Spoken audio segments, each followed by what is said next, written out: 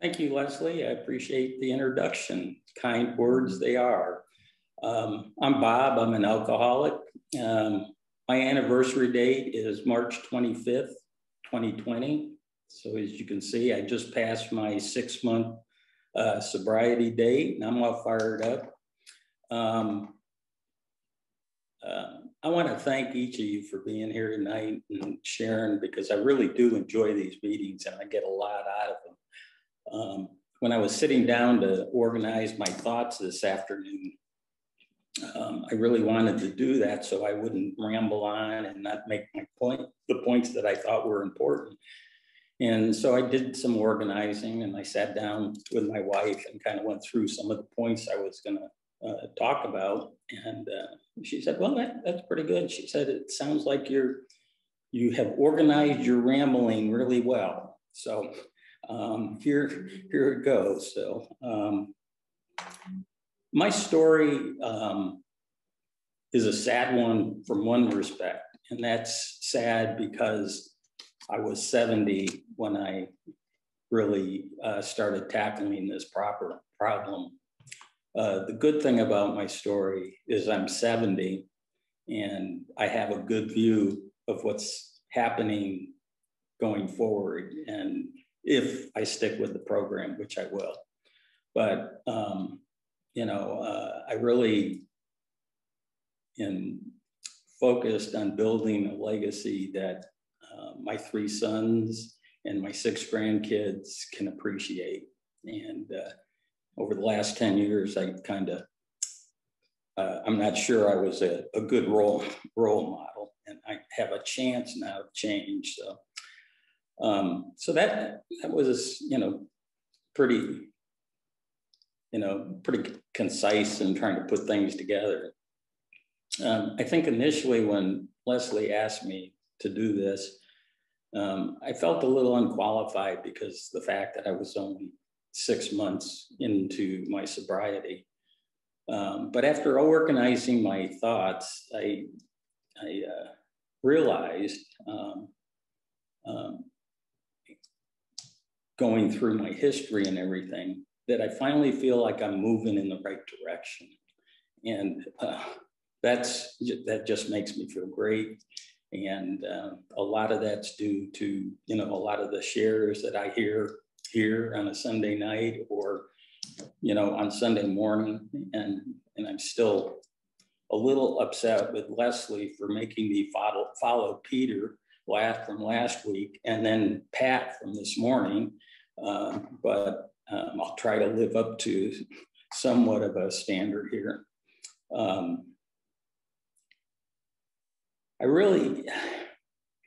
My sponsor keeps telling me, and I keep on focusing on it, that I got to take one day at a time. And he's been 10 years sober, and he keeps saying that he's as close to the next drink as I am. And I try to focus on that every day, and I try to do the right things to help me avoid any pitfalls.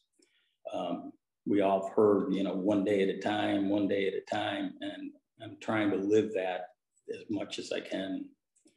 I'm going to spend a little time talking about my drinking career, but not a lot of time, because I really want to focus on the Pavillon and what's happened since I left Pavillon. But I think it's important for y'all to get a little background on how I ended up here. But I tried to figure out when I became an alcoholic. And as you might imagine, I couldn't get there. It was impossible. It just kind of gradually happened. One thing I do know for sure is I knew I fell off the deep end about 10 years ago when I retired. And it was a downhill spiral until August the 25th. Before I get into my early days, I really wanted to read something from the big book. It's page 21, and it hit me like a ton of bricks because this is me. But it said, but what about the real alcoholic? He may start off as a moderate drinker. He may or may not become a continuous hard drinker. But at some stage of his drinking career, he begins to lose all control. His liquor consumption, once he starts, is gone. So I can relate to that because very early on, I started managing my drinking. And that's when I should have known I was out of control. Okay, let's go to the early days first. I really came from a normal family, hardworking parents, 2 older sisters who watched over me like a hawk. I couldn't do anything wrong in high school if it were to get back to my parents, and a younger brother. As far as I know, there's no alcoholics in my family. And in high school, I lived through the 60s. So it was, the assassination of the Kennedys and Martin Luther King and Vietnam. But I was a decent student, probably because my sisters were looking over my shoulder all the time. But, and I hung out with a pretty tame crowd. I did very little drinking in high school. I do remember one funny story though, and that was, and the drinking age in New York at the time was 18. But I remember double dating with a friend of mine, and we went to a drive-in movie, and we stopped and got a 6-pack and shared a 6-pack among 4 of us and just got wild and crazy. And we all felt, pretty good, after just drinking a 6-pack. But that's really, all I remember about drinking in high school. I don't know how I avoided, the 60s were noted, for LSD and drugs and weed and all that. I avoided most of that. And then I went off to college, and I really learned how to drink. And I also learned how to control my drinking. The motivating factors there were, number one, I wanted to please my parents because I knew how hard they were working to put me through school. But probably a bigger thing is I was scared to death of failing out and getting drafted and going to Vietnam. And it was, that was probably the biggest motivating factor. So I made a decision not to drink during the week, and I didn't. I studied and made pretty good grades. But when the weekends came, Katie barred the hatches. We all just kind of had, fraternity parties and, beer breakfasts, and we went to the Two Keys, which was a local pub that as long as you could put your head over the bar, they'd serve you. And, then when I came home, all my straight-laced friends had also decided to untie their shoes. So we had a good time when I came home also. It was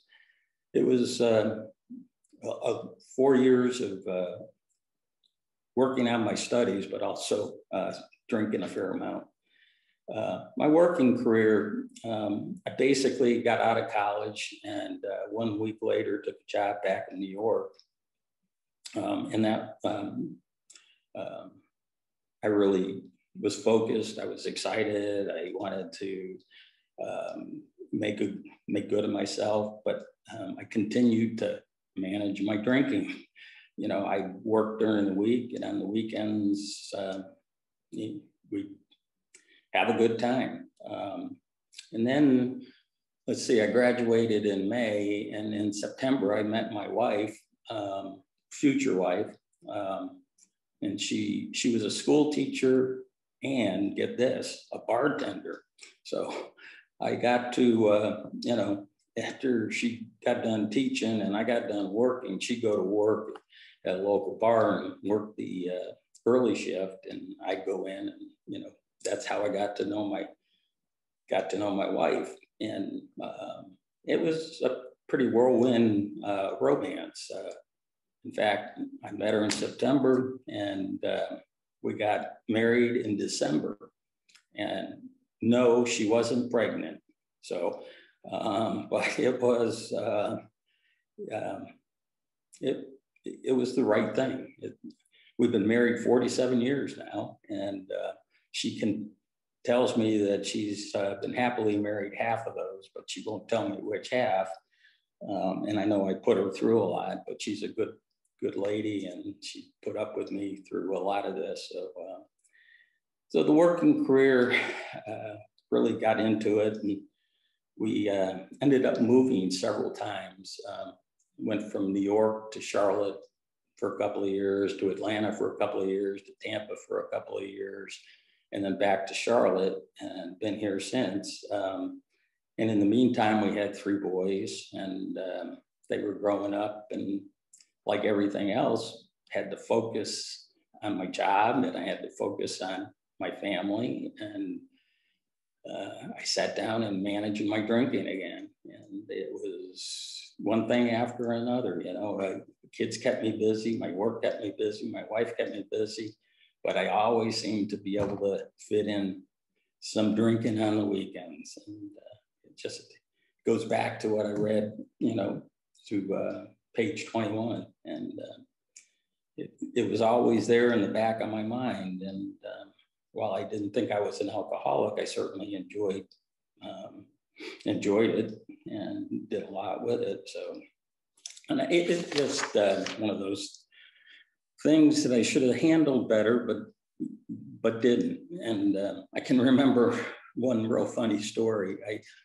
I never, you know, never really got a DUI, but I was out playing golf one Saturday, and we had a few beers on the course, and we had a few beers afterwards, and then I drove home, and probably shouldn't have been driving home like some of us probably did during their careers or drug careers or whatever. But and I was pulled over by a policeman. He was a nice enough guy. And, you know, he asked me how many drinks I had, and I said, you know, I had 2 or 3, and he rolled his eyes and said, sure, you know. And I stumbled through my glove compartment to get the stuff, and he said, I'm not going to take you in or give you a ticket. He says, but I want you to follow me home. I know where you live, and I'm going to get you home safely. And so I let him go ahead of me, and I followed him. And I'm on the way home. I'm here, God, this guy's really nice. Taking me home. Well, we lived in this development that was about a mile long, and we lived towards the end of it. We pulled into the development, and as soon as we pulled into the development, he put his red lights on. And all the way through going home, he had the lights on. And my neighbors knew I was being escorted home by a policeman.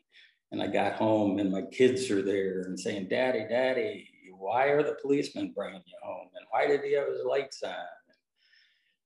You would have thought you know, it'd ring a bell, you know, but I got through that, and you know, my wife wasn't real happy, as you might expect, but it was, you know, one of those things again. You know, I shouldn't have done what I did, you know, but so that all happened, and you know, little things like that happened while the kids were growing up, but I kept it pretty much in the center of the road.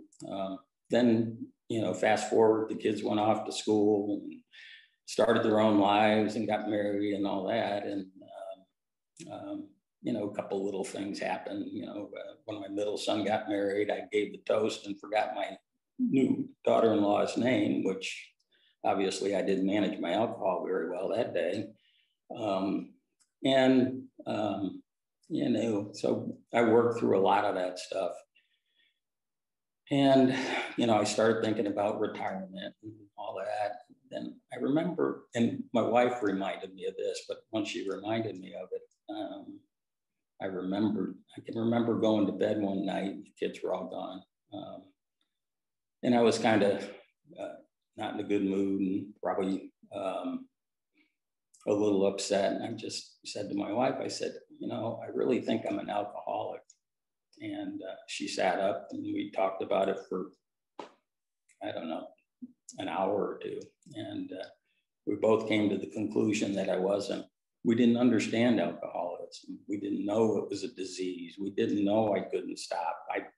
had proven a couple times that I could. And so we managed it further. We decided that I'd just drink beer. I'd only drink beer on the weekends after 5 o'clock, which means I couldn't drink it while I was driving my tractor and mowing the lawn and all that stuff. So we continued to manage it. And that wasn't the right answer. And we both look back on it and regret that we didn't take the bulls by the horn back then. So we kept doing that, and I kept managing it fairly well. Never got in trouble at work, never had any performance problems, anything like that. But with the kids gone now, I stopped a little more often at the pub on the way home, and got home a little later, and we never really thought much about it. But then I decided to retire early because I wanted to start my own consulting business, and I did. And the first few years were real good. And then we hit, the downturn in the economy, and my book of business went away. And my retirement savings took a big hit. And I started drinking daily, and I couldn't stop. And it was just, one of those things. I remember the first time I went to the hospital, my son, Scott, my youngest son, was there at the house, and I got up out of my chair and took a nosedive, and they all thought I had a heart attack, and they called the ambulance, and off to the hospital I went. And of course, when I woke up and everything was all there, the doctor was there, and he comes in and he says, "Do you want everybody to hear the report, or do you want them to leave?" And I said, I knew it was coming, and I said, no, they didn't, stay. And of course, my blood alcohol level was off the charts. And I promised my family I would stop. And I did. I did it on my own. I did it for 3 years. Did it all on my own. And I patted myself on the back, and I said, boy, I can do this. I did it. Well, the problem was I hit a couple bumps in the road, and I couldn't handle it. My grandson was born with hypoplastic left heart syndrome, and he was supposed to have 3 heart operations before he was 10, but he died during the first one. And while I hated to lose my grandson, I hated worse what I saw that it did to my son. And it was just, I didn't have the AA, spiritual approach. And I started drinking a little here and a little there. And while I had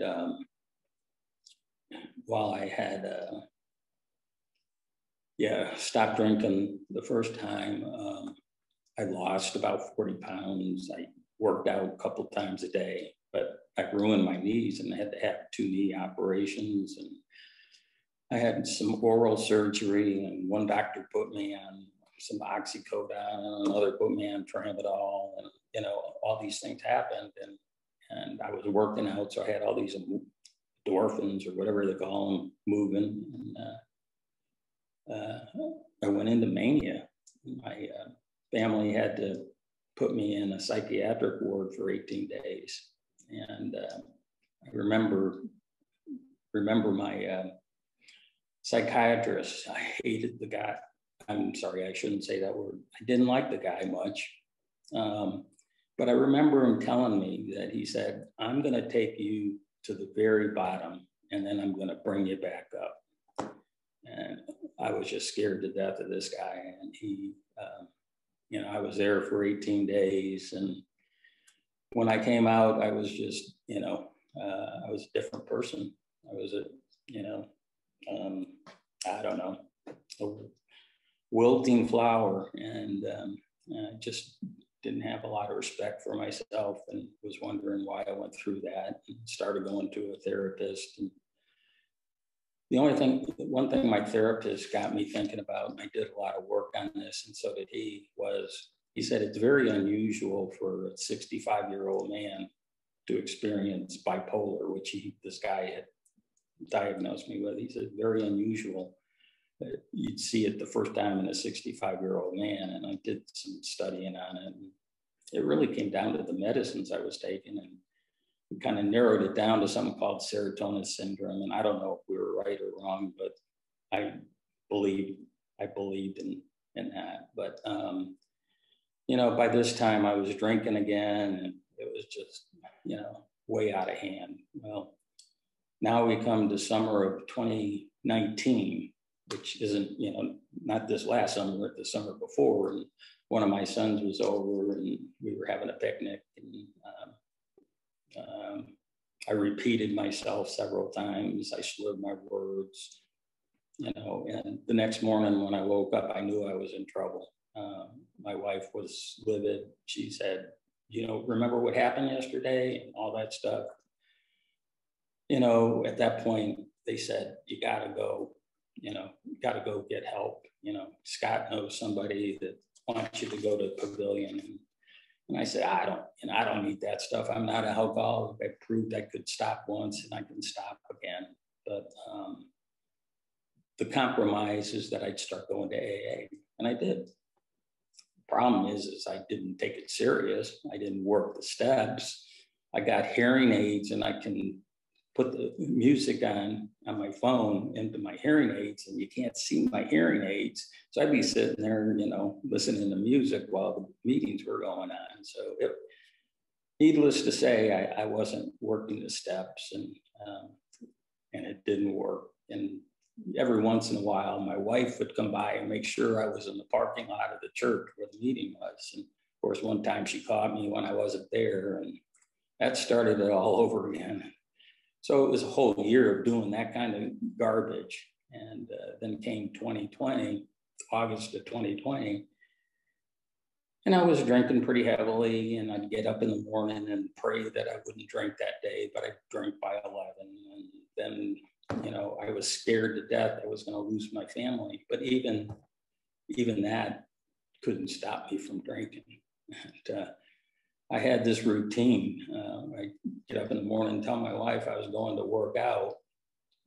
Needless to say, she didn't know they were 6-ounce curls, but, you know, it was just, you know, one thing after another. And I live in a high-rise building, and the garage is underneath the building. And I'd go out and get a, you know, 12-pack of beer in the morning, and I'd go down to the car, and I'd sit in the car and make phone calls and do all, you know, things on my phone and stuff. I'd get down, have 2 or 3 beers, come back up. You know, I had it all down, and I had an excuse every time I wanted to leave, you know, the house. So August 25th came, and I gotta watch my time. August 25th came, and I got out of my car to come back upstairs, and I took a nosedive. And luckily, the maintenance guy was in the garage, and he came up and got me a wet towel, and we put it on my head. And I said, whatever you do, don't tell my wife. And he said, Bob, you know, just go take care of yourself, you know. And so I went upstairs and walked in the door, and went directly to the closet and got a baseball cap and put it on my head, with this gouge on my head with blood running down, and, you know, trying to figure out what I was going to tell my wife. Luckily, she was playing the piano at the time, and I had to go buy the piano to get it to my office, but she didn't look up because she was playing the piano. And I went into my office, and I started thinking, what am I going to tell her? But before I could do that, somebody knocked on the door and told her what had happened. And she comes in and she says, take off the hat. And I took off the hat, and she said, I got to take you to the emergency room. We went to the emergency room. She pushed me out the door because she couldn't go because it was COVID. And so I went into the emergency room and spent the night there, and had all sorts of tests, and had my head sutured up with about 11 or 12 sutures and all that. And by the time she picked me up the next day, she had already made up her mind that I was going to to rehab. And of course, I was fighting her still. I mean, hard to believe after all this, I'm still fighting. And fast forward just a little,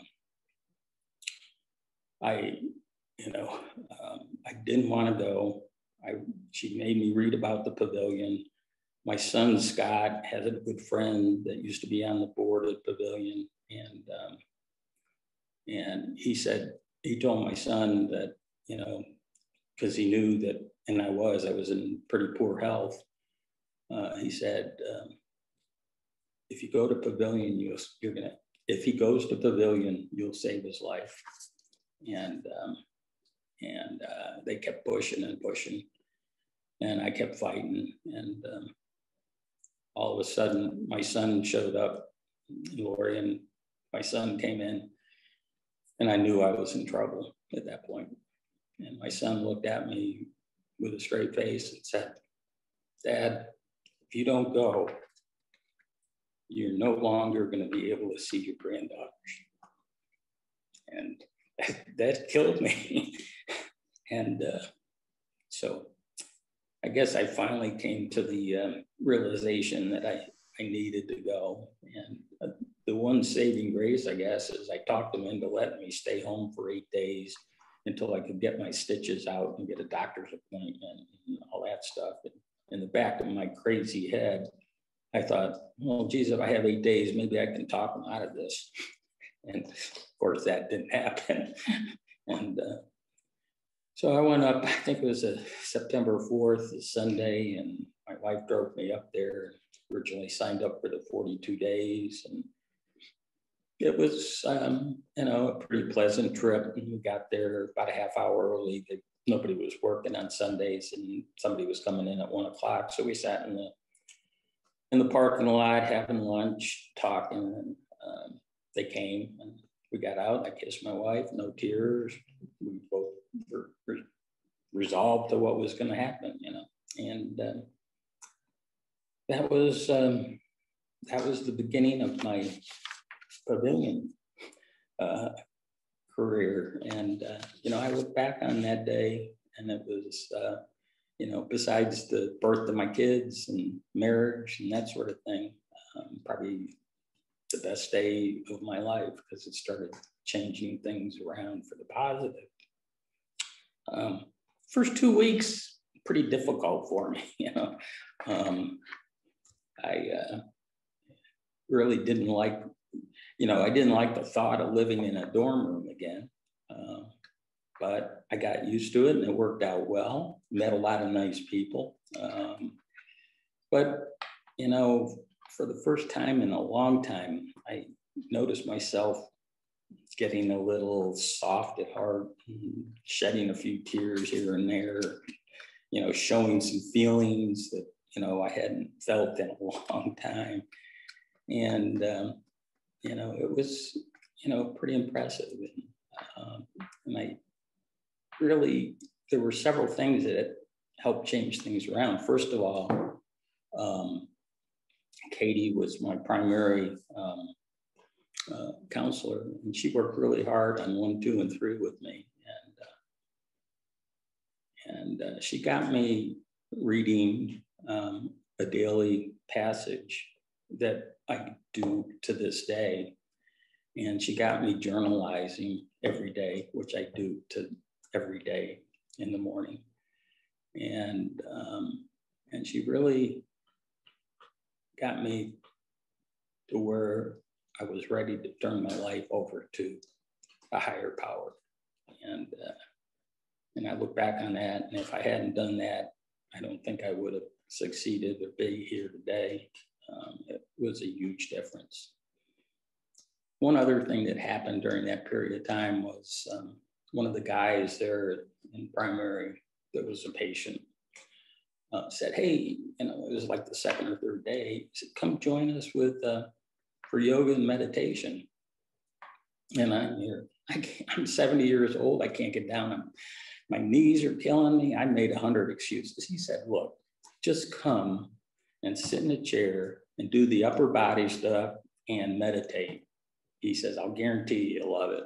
And I did love it. And within 3 or 4 days, I was down on the floor, not doing a lot, but I was down on the floor anyways.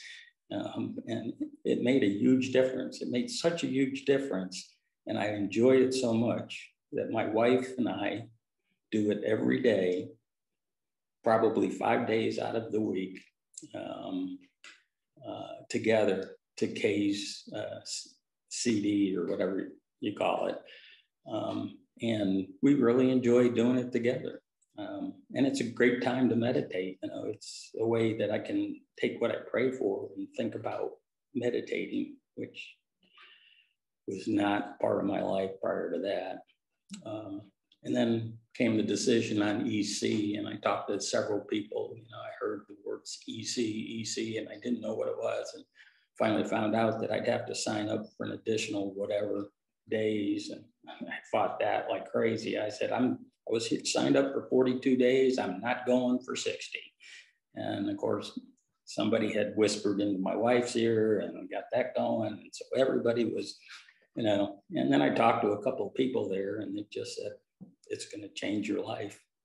And I finally gave in and went to EC, and I'm glad I did. It was, it was a great experience. The men's group I really enjoyed. And, we did a lot of things together. We cooked together. We carved pumpkins together. We played games together and laughed. I started to laugh again. It was just a lot of good things.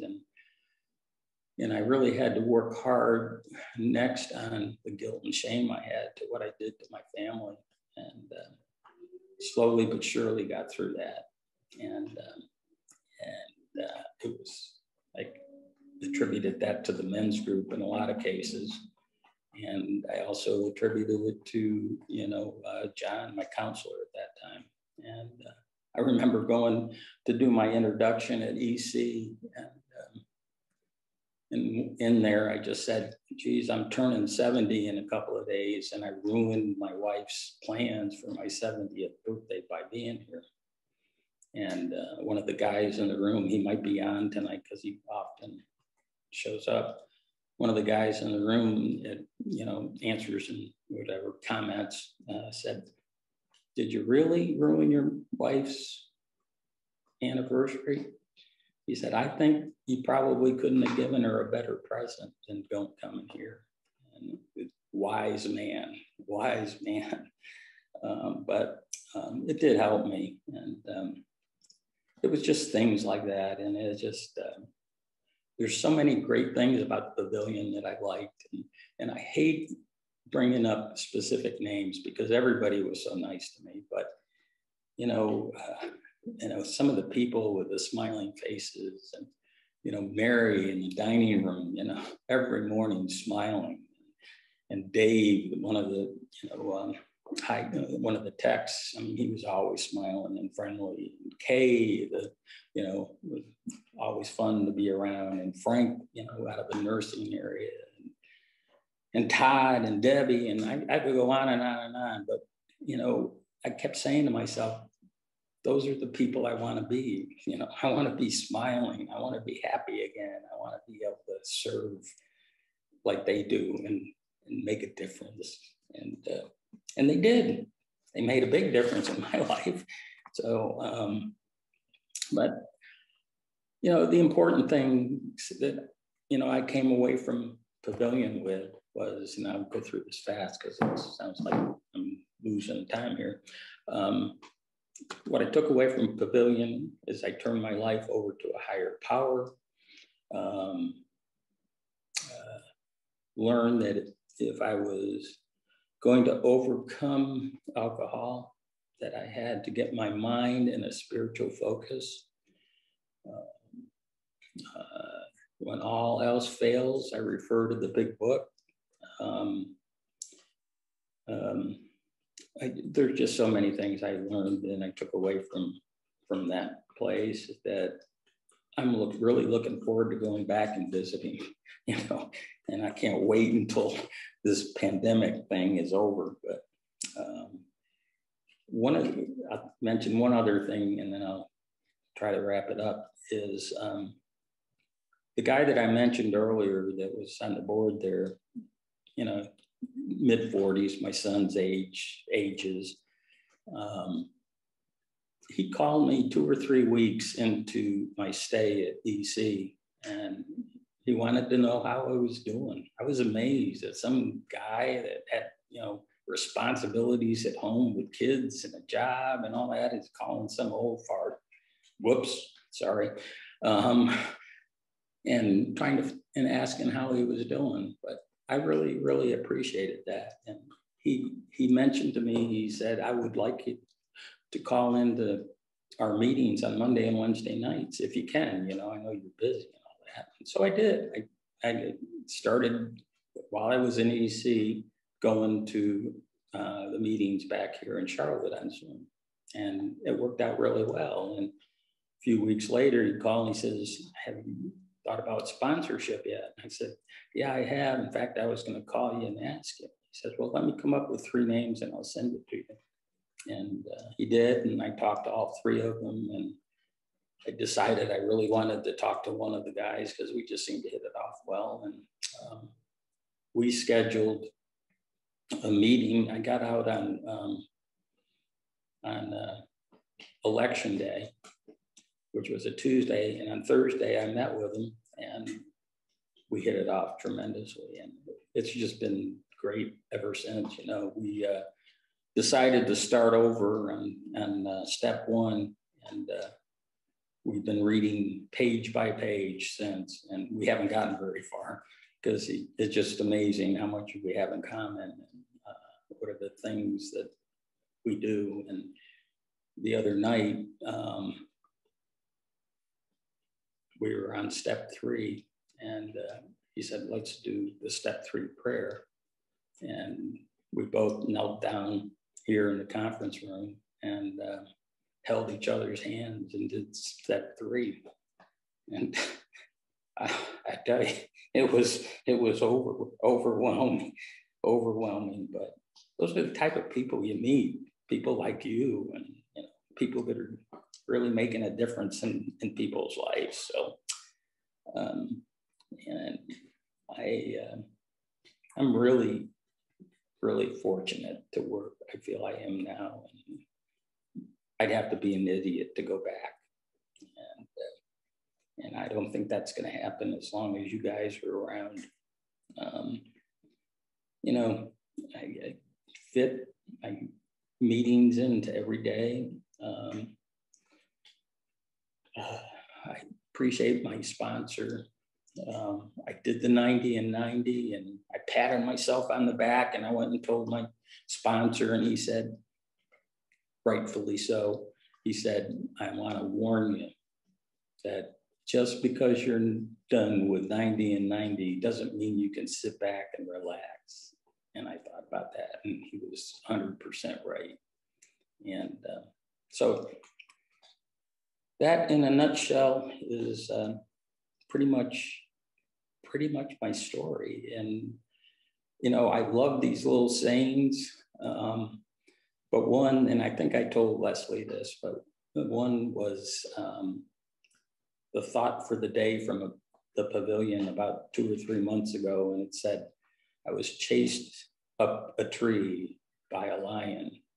And boy, isn't the view gorgeous from up here. And how I interpreted that is my alcohol chased me up a tree and I'm sitting at the top looking at people like you and the gorgeous view is unbelievable.